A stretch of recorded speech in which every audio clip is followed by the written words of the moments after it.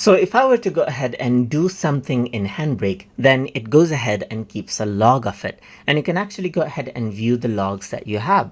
So for that, let me just go around and load up a file, let's say for example like this. And whenever this is happening, a log is being kept. And you can access it by going to the activity log. And you can see that this is what you have right here. So I'm just going to go ahead and keep it at the side. And then let me just go ahead and keep this at the side as well.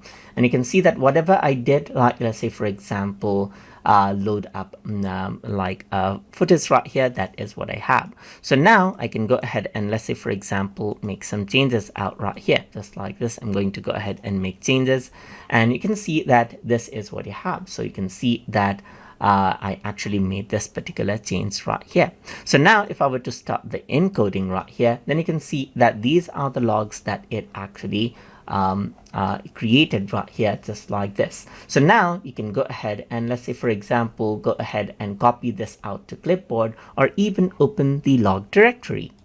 And once you open up the log directory, you can see all of the logs right here that has been generated by Handbrake. So you want to go ahead and see the past activities, then you can simply go ahead and then open it out by Notepad right here and see it out. So you can see that this is what you have. So you worked around with subtitles right here, you worked around with this video, so you get all of the details right here for future records.